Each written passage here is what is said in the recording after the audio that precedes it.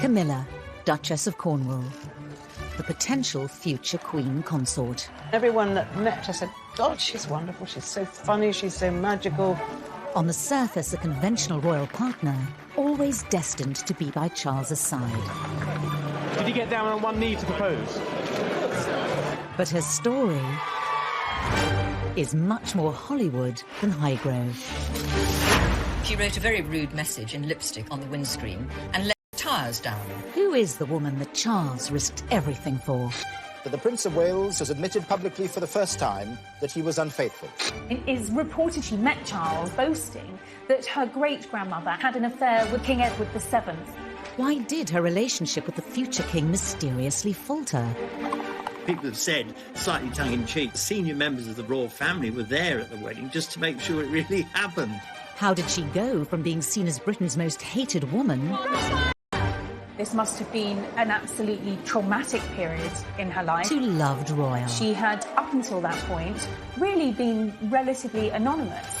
Before Meghan, was she the original unsuitable bride? Mountbatten was absolutely horrified. He insisted that Camilla was excellent mistress material, but was certainly not wife material. This is the story of Camilla before Charles. It's been a roller coaster of a relationship with lots of turbulence, complications. A tale of love, betrayal and redemption.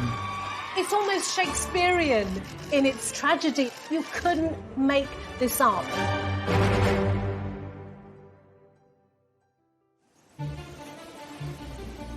May 1989. The Aegean Sea just off the Turkish coast. A prince and his former girlfriend are sunbathing on a boat. They think they're not being watched, but the paparazzi were there, and the implications will send shockwaves through the House of Windsor. There were photographs of Charles and Camilla in a launch in a speedboat together. Charles was shirtless, topless in his swimming trunks, and it was quite striking. And those really were the first time that the wider public and the media began to wonder whether there was something going on. Many were now asking if Charles and Camilla had rekindled their relationship. It was a rather a reckless thing to do. Well, Charles was still a married man. And it was a reckless thing to do because it pushed Camilla right there in the spotlight. In public, Charles doesn't comment on the rumours. But a 1989 transcript of a phone conversation between the two reveals intimate details of their mutual affair.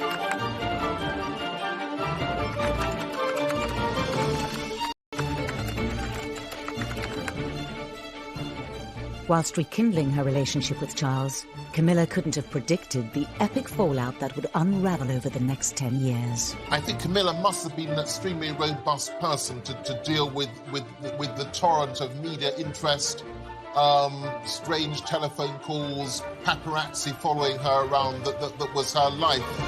All this building towards one of the most brutal public outings ever. Do you think Mrs. Parker Bowles was a factor in the breakdown of your marriage? Well, there were 3 of us in this marriage, so it was a bit crowded. Diana set out to destroy the Prince of Wales, I think, so anybody involved with him was going to feel her wrath, and the obvious person to blame was Camilla. How did this seemingly unassuming woman find herself on the wrong side of the biggest scandal of the decade? Derided, isolated, and at rock bottom.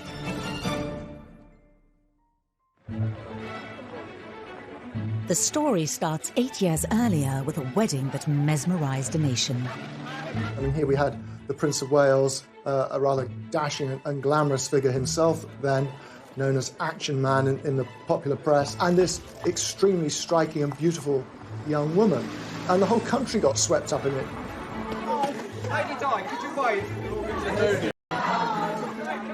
Camilla Parker Bowles at this stage was married herself, but remained a close friend to Charles. It's thought she even encouraged him that Diana was the one. In that period, Charles's life was difficult and he knew he was under pressure to find a wife, and Camilla thought she'd be perfect for Prince Charles. But before the wedding had even taken place, there were signs the prince and his future bride may not have been the perfect match it initially seemed. If you look back at that engagement interview, you can see that they're really not at ease in each other's company at all. They're not a tactile, loving couple. I mean, Charles just simply can't bring any emotion to the interview. Can you find the words to sum up how you feel today, both of you? Difficult to find that sort of word, isn't it, really? Just delighted and happy. And I'm amazed that she's been brave enough to take me on. And I suppose in love. Of course. Whatever in love means. Whilst reportedly encouraging the marriage, that was as far as it went, according to some royal observers. Camilla might have been the older woman who had dated the prince before Diana and who was in a good position to give Diana some counsel in those. Charles and Camilla had met 10 years earlier through a mutual friend. The first time when they met in 1971, 72, they had a brief romantic relationship. It only lasted for about 6 months. Camilla married Andrew Parker Bowles. The second phase of their relationship was when she was married to Andrew. Prior to the wedding to Charles, had Diana known how close Charles and Camilla had truly been? Were there warning signs? Shortly before his wedding, Charles wanted to thank a number of women who'd been very kind to him over the years of his bachelorhood. And Camilla was one of them. Diana found this bracelet that Charles had specially made for Camilla. It had the initials GF on it, and she immediately realised that this was for Camilla. And Diana was said to be aware of the nickname Charles had for Camilla. When Prince Charles was growing up, very, very popular show on the radio was The Goon Show.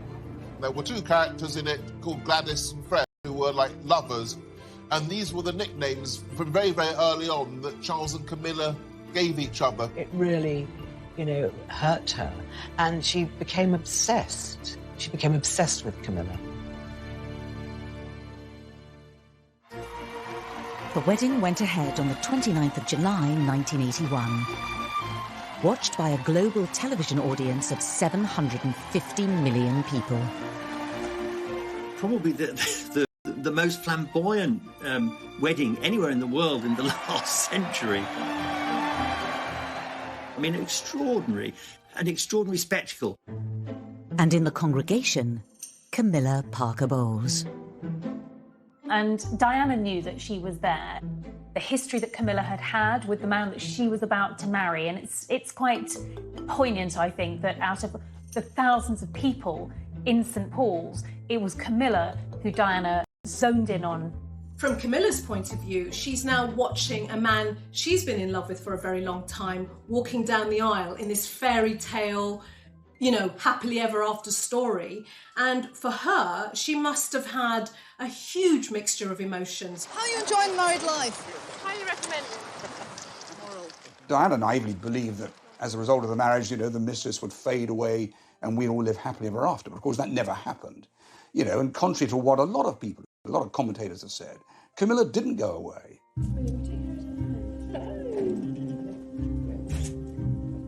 As time wore on, cracks began to appear in the Wales's marriage. After the birth of Harry, the man was Camilla. In Diana's mind, Charles had never really given her up. She was a constant presence. By the end of the 1980s, the Wales's relationship was in serious trouble.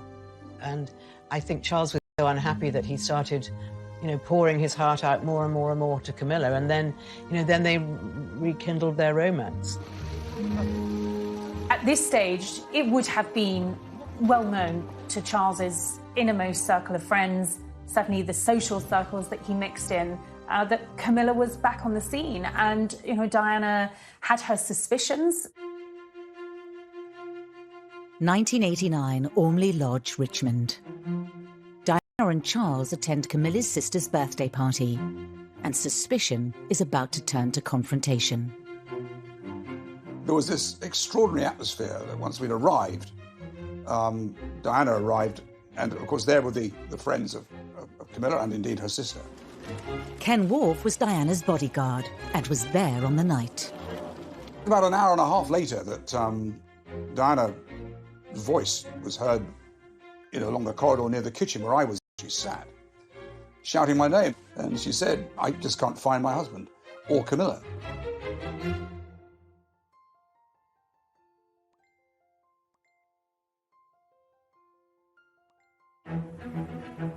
(1989), and Princess Diana is trying to find her husband and Camilla Parker Bowles at a party. Her bodyguard, Ken Worf, is helping her. We began an exploration of the house. Sat on the sofa was the Prince of Wales and Camilla actually talking. And Diana said, listen, please don't treat me like an idiot. You know, I know what's going on. There was no attempt by Camilla to deny Diana's allegations. Diana didn't have any proof, but she had a hunch. So they, you know, and all hell was going on upstairs because everyone was saying, gosh, Diana and Camilla are having a confrontation downstairs. And Charles knew that this was, you know, this was the moment to leave. But of course, on the return journey home, nothing was said in the car. That really was the beginning of the end of the Wales' relationship. It is announced from Buckingham Palace that, with regret, the Prince and Princess of Wales have decided to separate. After the separation, Charles and Camilla's relationship remained in the shadows, until Princess Diana goes on the offensive. Well, then in the summer of 1992, which was the Annus Horribilis, Andrew Morton's book was published. This was the moment when Camilla was absolutely 100% outed. Sunday Times today claims it was the prince's indifference to his wife that caused her chronic depression and 5 separate suicide attempts. The first time she had press camped outside her home, this must have been an absolutely traumatic period in her life. She had, up until that point, really been relatively anonymous. She's her name was out and she was going to have to live with this label of mistress, adulterer, marriage wrecker. But worse was to come. In January 1993, the People newspaper published the transcripts of a conversation between Charles and Camilla, first recorded in 1989. It was hugely embarrassing because it was almost lavatorial in its description of their love for each other, what they wanted, how they longed for each other. With their reputations in freefall, in June 1994, Charles takes part in an unprecedented interview. Did you try to be faithful and honourable to your wife when you took on the vow of marriage? Yes, absolutely.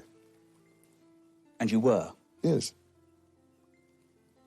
Until it became irretrievably broken down. Mrs. Parker Bowles is a great friend of mine. Once again, it thrust Camilla in the eyes of the world. It made her marriage with Andrew Parker Bowles that much more difficult. It was out there in the open. But Charles's interview was just the curtain raiser for the interview Diana gave Martin Bashir a year later. I wonder whether Camilla knew in that moment exactly what had happened to her, and I think it would have hit her so hard that from now on she's public property and public enemy number one.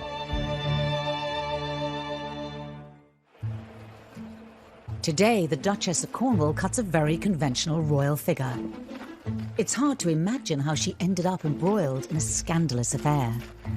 But there are clues in her early years that reveal a very different character to the one we see now.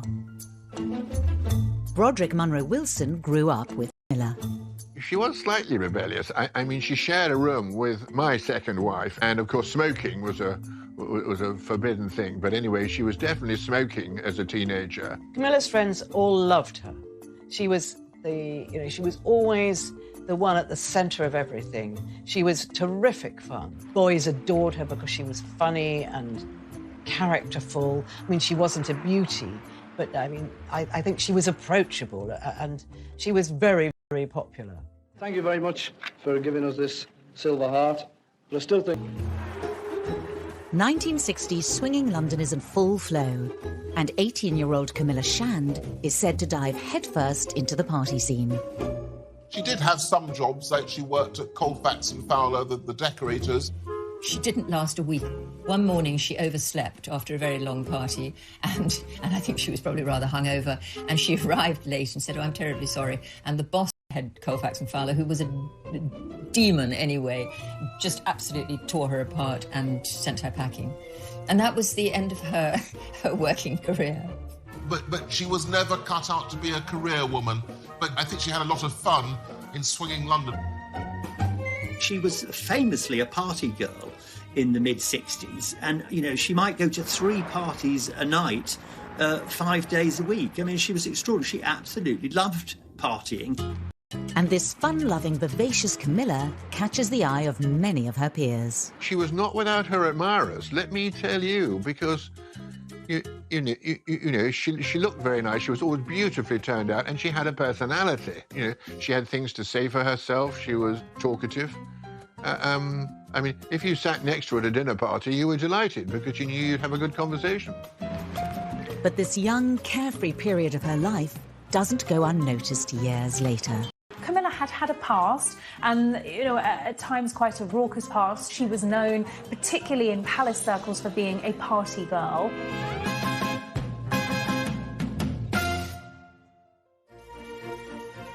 In fact, Camilla's family's reputation went back many, many years. And it is reported to have broken the ice when she met Charles by almost boasting that her great-grandmother, Alice Keppel, had had an affair with another heir apparent, King Edward VII. So she was aware of that royal connection. It shows what an extraordinary family they were. Alice Keppel wasn't a sort of dark, embarrassing secret. You know, the fact that she'd been mistress to a king, this was something the whole family admired. So here we had a situation. Alice Keppel was Camilla's great-great-grandmother. King Edward VII was the Prince of Wales's great-great-grandfather. This extraordinary story is in the background, and it seems like a mirror image of what happened with Charles and Camilla. It certainly adds a sense of symmetry to their romance, if nothing else. It's not surprising that Camilla's great-grandmother was able to move in royal circles, and for the alleged affair to have taken place. Her family have been on the fringes of the aristocracy for generations. Born Camilla Shand in 1947, she had a textbook childhood. She had a very happy childhood. She was the eldest of 3, the firstborn, and then she had a younger sister, Annabelle, and then their brother, Mark. Her father, Major Bruce Shand, was a real military hero. He was actually given the Military Cross twice, which is the most astonishing thing, a very, very gallant officer. Her mother was from a very, very wealthy family called the Cubitt family. And the Cubitts in the 19th century had built much of central London. She lived about 15 miles from me. And the great thing is that we were all in the pony club. Everybody had a pony, everybody rode, everybody hunted. We used to have little mini dances which would start at about 8 o'clock and go on to 12, where you'd dance for 2 hours, have a sort of buffet dinner, and then dance for another 2 hours, and then somebody would come, and the chauffeur or somebody would pick you up at 12 o'clock. That was Sussex society. As the daughter from a traditional upper-class family, Camilla followed the well-trodden path set out for her. Coming from the family that she did, an aristocratic family, her father, Major Bruce Shand, very much respected military man. Yes, in many ways, Camilla's life was mapped out. It was never going to be overcomplicated. Camilla attended Queensgate School in London, a very prestigious school. She was known as Miller. She was known for being pretty posh, but also good fun, and at heart, a tomboy who was definitely happier on a horse than in the classroom. She went off to a finishing school, 9 months in Switzerland, on the shores of Lake Geneva, where she learned to ski and perfected her French, but not much else. There was no emphasis at all on doing well academically. I think Camilla got 1 O-level because she was taught to get out of a car while keeping her knees together. I mean, they really walked around with piles of books on their heads so they would walk beautifully because they were being trained to be wives. And at this time, the question of who would be good to marry within this world of wealth, money and privilege was obvious. A member of the royal family would be the ultimate catch. I think society was more hierarchical, really, right up until the 1970s. 1980s, and it's hard to realise how powerful the class system was in Britain in that era, especially at those echelons of society. I think it was always expected that she was going to marry someone that would either give her a title or at least a double-barrelled name, and that she was going to marry up into those aristocratic circles. But was this the life for Camilla? Did she want to marry a duke or an earl? Weren't aristocrats. She had no particular ambitions to marry up.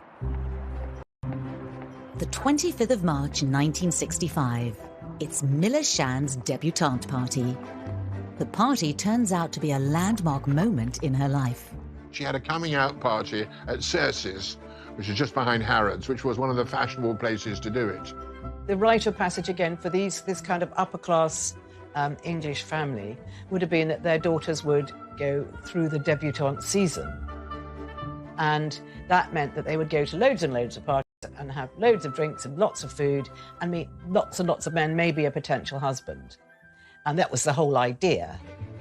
At Camilla's party, she's introduced to a striking young man.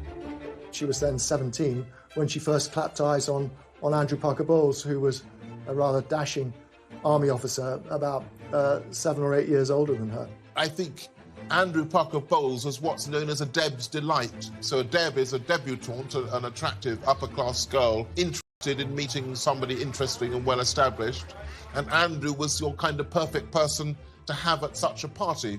Very, very lively, although he had a bit of a colourful reputation, Andrew. But he was a very, very attractive and handsome man, a real catch. Romance blossomed between the two. Had Camilla found her perfect match? Camilla was the one that got him. I think she thought that she knew his reputation, she knew what he was like. But I think she thought that she could tame him. But sadly, of course, she couldn't.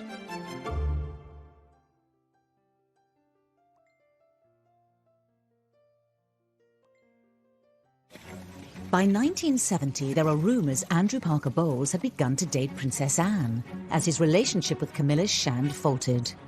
Andrew didn't necessarily finish with one girlfriend and then move on to the next.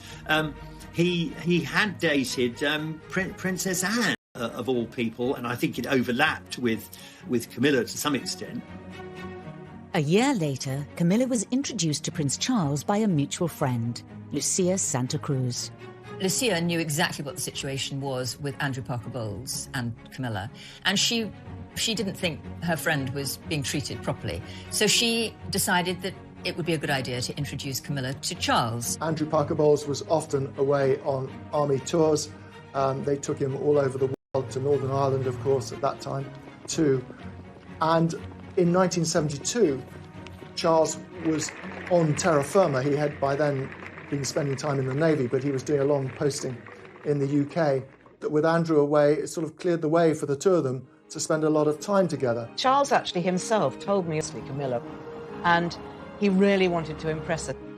So he ordered the most expensive bottle of wine on the menu. And Charles just sort of moved his hand and knocked the whole bottle over. And he said he was so humiliated trying to impress this girl and then knocking over this expensive bottle of wine.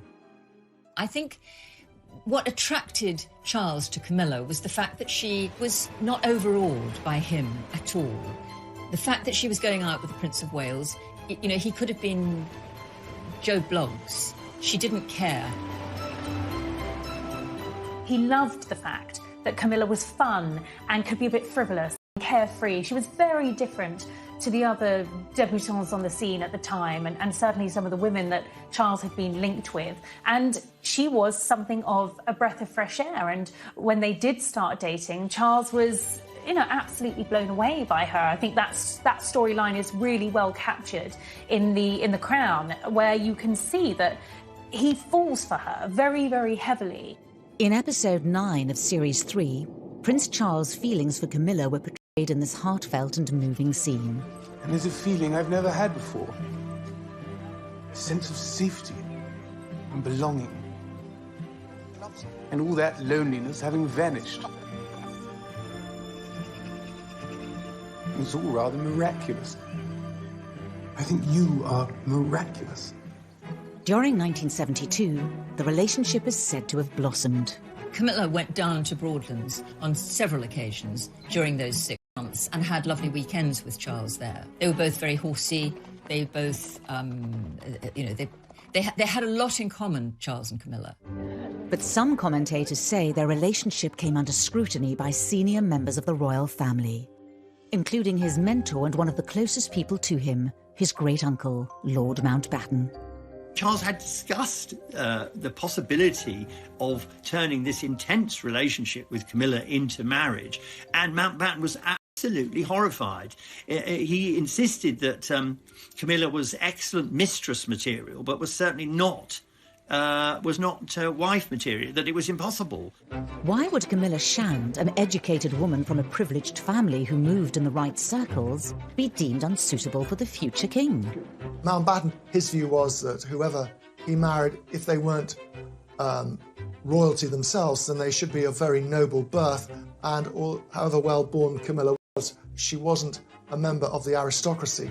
But the bigger problem was that everyone, from Mountbatten up to the Queen, was terrified that she had a past. She had too many pasts. It looks odd 40 years on. It seems rather anachronistic now, but it was thought that he had to marry a young woman who as it were, was completely pure, almost virginal. If modern standards had applied at the time, it would have been a very different story for Charles and Camilla.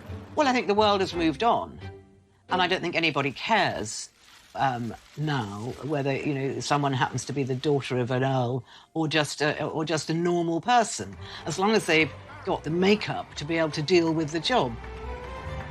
I don't think the fact that they're commoners makes a jot of difference. When Meghan married Harry, she was a divorcee. When the Queen came to the throne, divorcees were not accepted at court.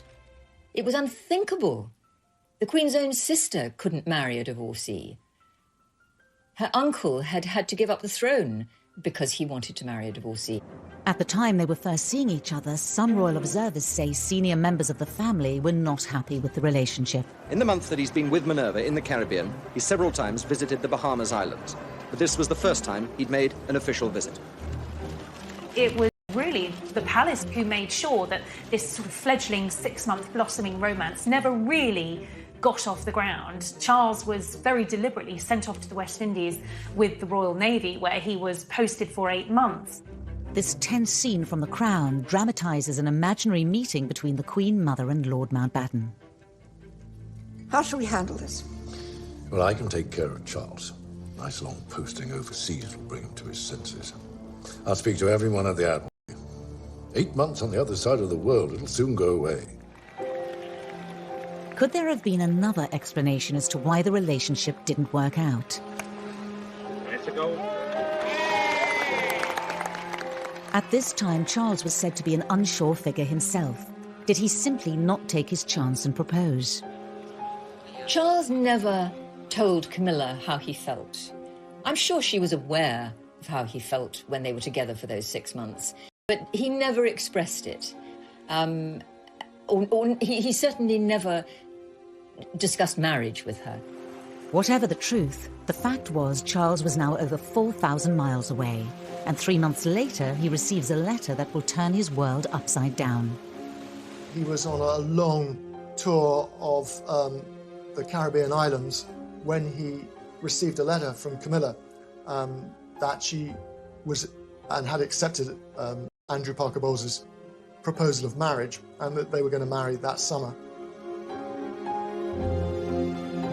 He was absolutely devastated. Missed the boat with Camilla, and he wrote to say how regretful and how sorry he was at the demise of what he called a peaceful and happy relationship, which I think indicates quite clearly that he did have something special with Camilla. He had something with her that he didn't have with anyone else. With the romance seemingly over, Camilla fell back into the arms of Andrew Parker Bowles, and the start of a journey into years of a complicated and unfaithful marriage. Their marriage was very, very happy in the beginning.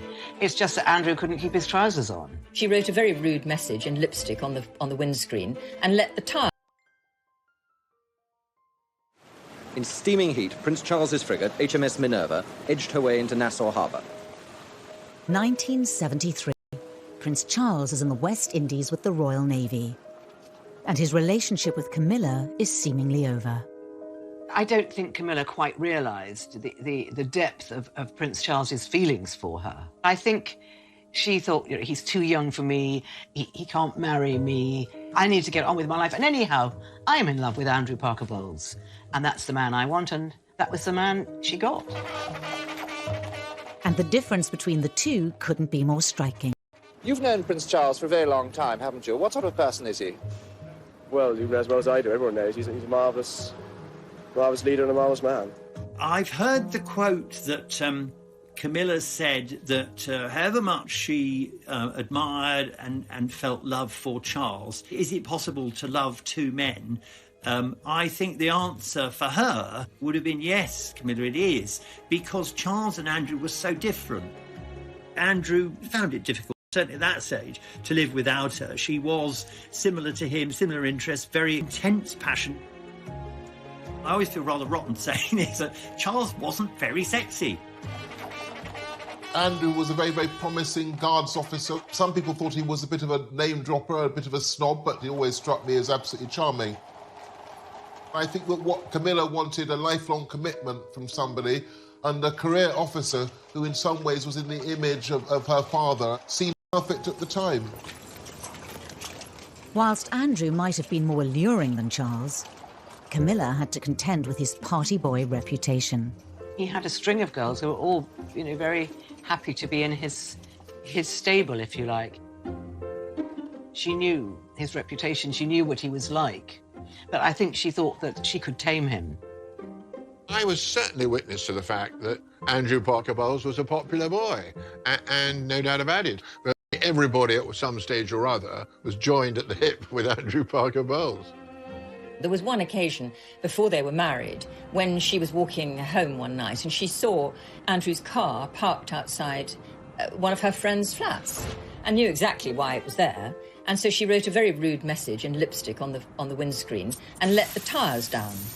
So she wasn't a complete doormat. Despite any concerns, on the 15th of March 1973, it was announced in the Times Camilla and Andrew were engaged to be married.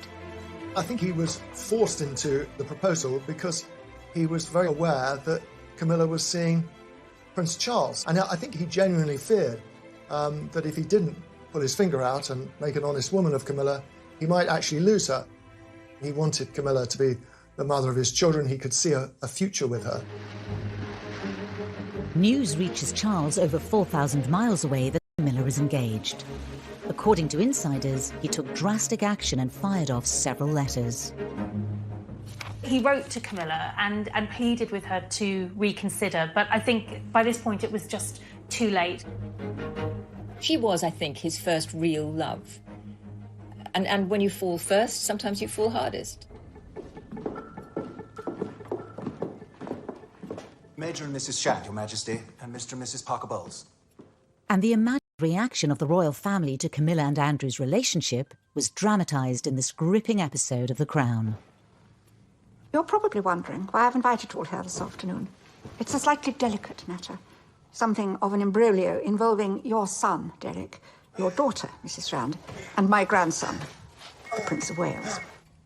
The families have been spoken to. The date has been set for Camilla to be married to the Parker Bowles boy. Good.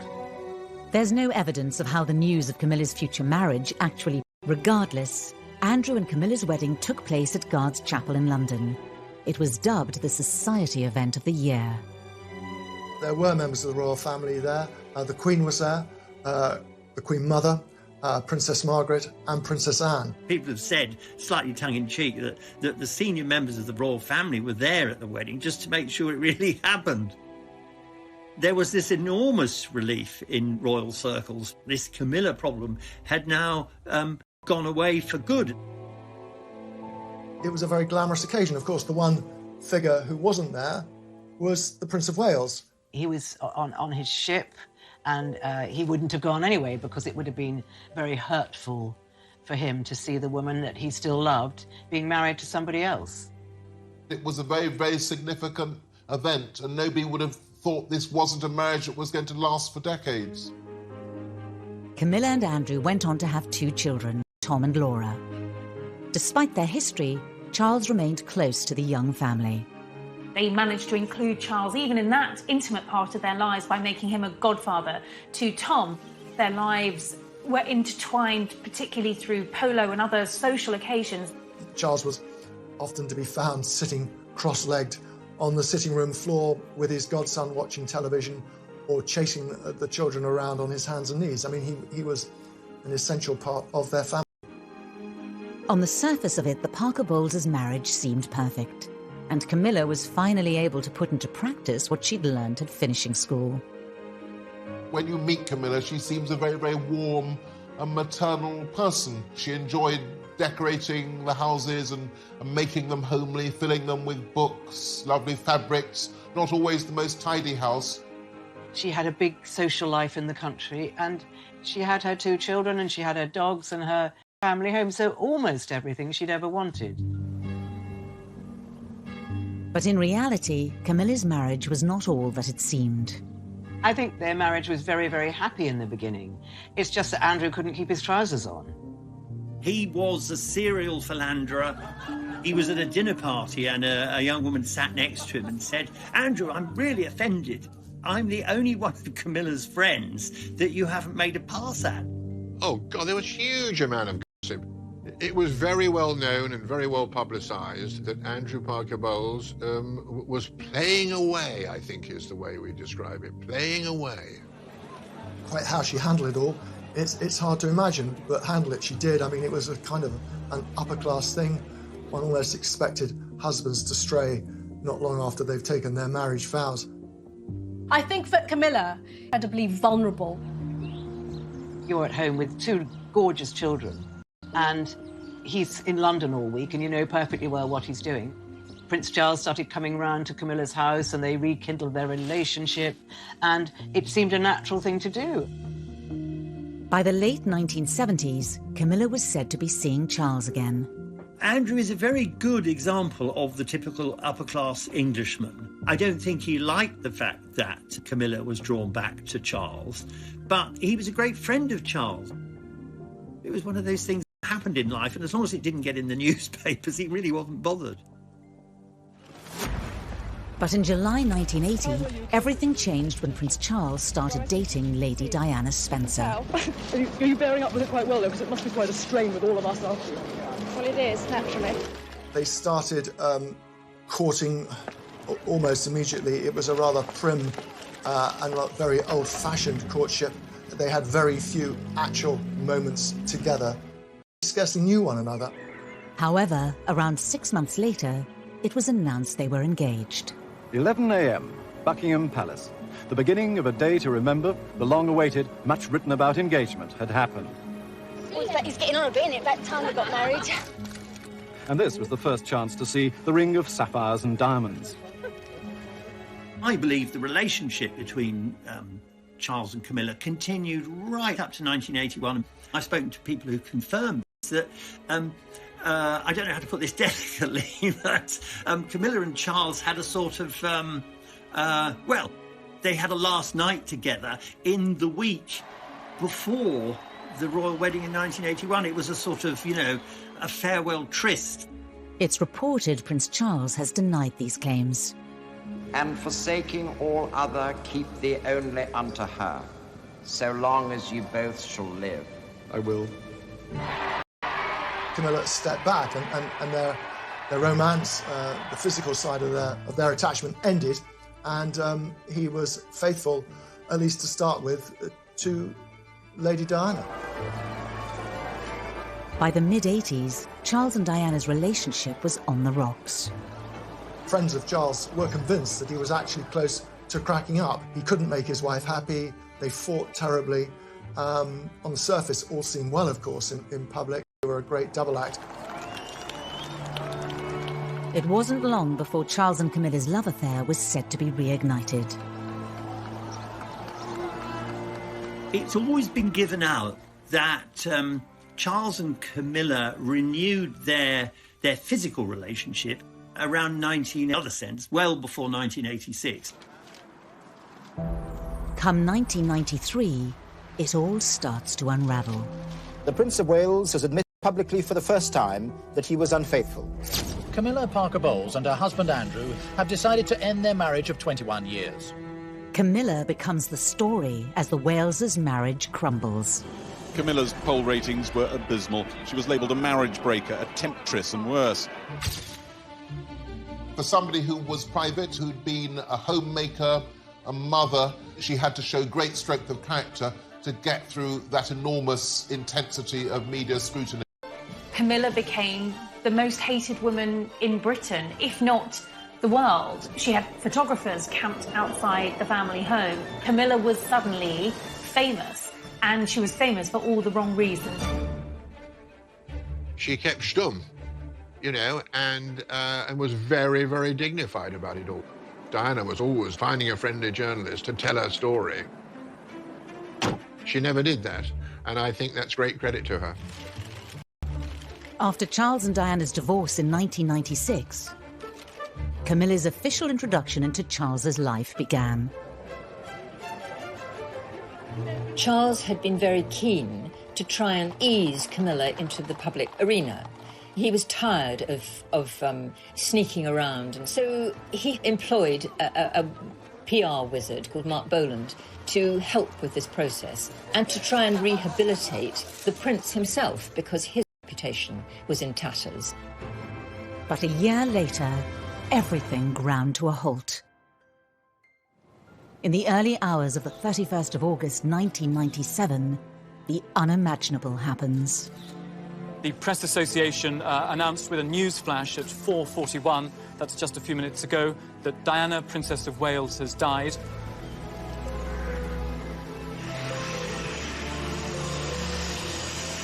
The argument ran that had Charles not betrayed his marriage vows, had he not abandoned Diana, then she would not have been travelling through Paris in the car of a playboy and ending up being killed.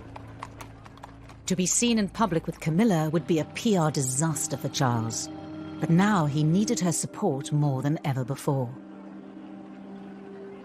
Charles's first instinct was to pick up the phone to Camilla. And a desperate, desperate moment for him. There was Camilla at the end of the phone. It was a nightmare. It was a nightmare for her and a nightmare for him. But she has always been very reassuring. Publicly, it was a huge step back for Camilla. Her enduring battle with like no other. Suddenly, the antipathy towards Camilla increased tenfold. Camilla retreated to the shadows once again, just where she'd been in the earlier 1990s. And that made the whole process of her coming out, as it became known as, that much slower and set everything back. She was basically a prisoner in her home, which was near Highgrove. But Charles asked his chef, to make food to Camilla and to take it over. So, and he obviously was speaking to her on the telephone, but he certainly did not see her during that time. Both Camilla and Charles would have completely understood that they had to keep their relationship on the down low. At this point now, Diana has passed into legendary status. Going public with it would have been the worst possible thing to do. But she was there for him in this most difficult, darkest moment in his life. But could Charles and Camilla have a life together after this and win over the British public? Rottweiler! I disapprove of the way Charles and Camilla treated Diana. It was despicable. Camilla arrived not knowing whether people were going to be standing there throwing rotten eggs at her. And she was terrified.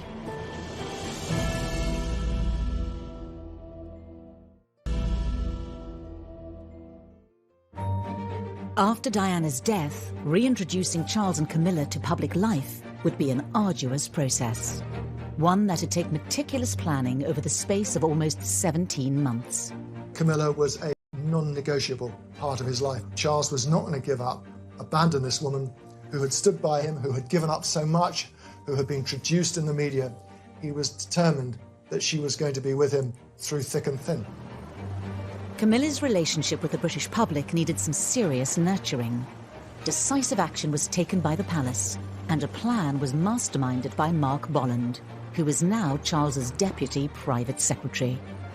And the way he decided the problem should be handled was to persuade the public that she wasn't some bogey woman, but that she was a very important part of the prince's life, that she made him a better prince. Discretion still rules in the run-up to Charles's 50th birthday. Very gradually, she was bought out, and it was a supreme strategy. And people started to see her in a slightly different life, and everyone that met her said, God, she's wonderful, she's so funny, she's so magical. Word sort of started and spread. In January 1999, the planning came to fruition outside the Ritz Hotel in London. Around 200 members of the... Just extraordinary. It was like the whole sky lit up with flashbulbs. That moment sort of sealed the deal. By and large, the reaction was positive. And from then on, the process was able to be speeded up. And that was really the moment when Camilla began to be accepted by a section of the British public. But would Camilla ever be accepted by the inner circles of the House of Windsor? And then the next major step was meeting the Queen. It was a party that Prince Charles was hosting at Highgrove, his country house. For Charles and Camilla, it is a milestone. The heir to the throne's long-term companion, now accepted in royal circles. Interestingly, there wasn't a lot of briefing about it, except to say that the two women had spoken, they'd shaken hands, Camilla had curtsied, and they had chatted briefly. With their reputations on the rise, in February 2005, it was announced to the world Charles and Camilla were engaged. How are you feeling, ma'am? All right. Just all right? I'm just coming down to earth. Did you get down on one knee to propose? The proposal happened at Burkle on the Balmoral estate. I think that was quite significant because Charles is a bit of an old-fashioned romantic. Burkle is where Charles fished on the Dee with his grandmother as a boy, and he was very happy there. I'm sure there was some die-hard lovers of the late Princess Diana who thought, no, this is not right. But I think the British public, by and large, welcomed this announcement. On the 9th of April, thousands of people lined the streets of Windsor to catch a glimpse of the bride and groom. But had they really managed to win over the British public? I disapprove of this marriage today. I disapprove of the way Charles and Camilla treated Diana. It was despicable. Camilla arrived not knowing whether people were going to be standing there throwing rotten eggs at her. And she was terrified.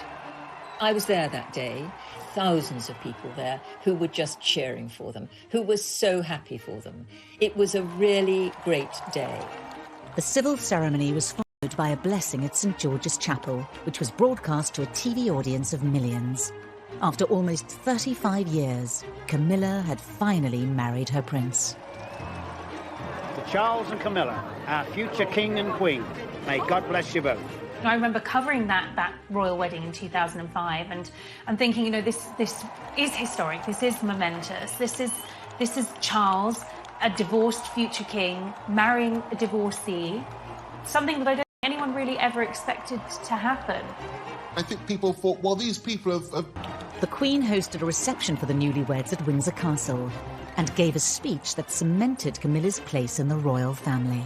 When the Queen gave that speech at their wedding party, where she said, "My son is home and dry with the woman he loves," that really was the welcoming of Camilla into the royal family. And if the Queen was able to forgive and forget, then the rest of the British public could do that too. We could give Camilla a chance. Camilla was portrayed as one of the most hated women in Britain, but she was now the Duchess of Cornwall and wife of the future king. Camilla's life changed forever when she fell for a young Prince Charles. She's endured decades of secret scandals and struggles.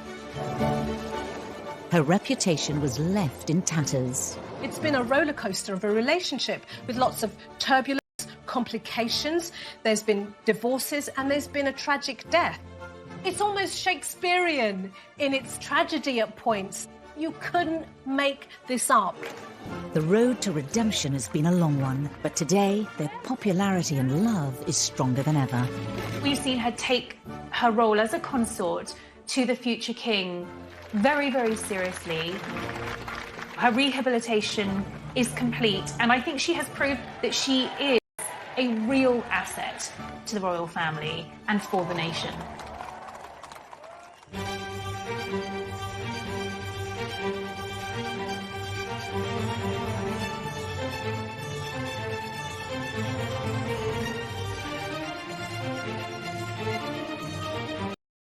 Relationship with Charles, Camilla couldn't have predicted the epic fallout that would unravel over the next 10 years. I think Camilla must have been an extremely robust person to deal with the torrent of media interest, strange telephone calls, paparazzi following her around that was her life. All this building towards one of the most brutal public outings ever. Do you think Mrs. Parker Bowles was a factor in the breakdown of your marriage? Well, there were 3 of us in this marriage, so it was a bit crowded. Diana set out to destroy the Prince of Wales, I think, so anybody involved with him was going to feel her wrath, and the obvious person to blame was Camilla. How did this seemingly unassuming woman find herself on the wrong side of the biggest scandal of the decade? Derided, isolated,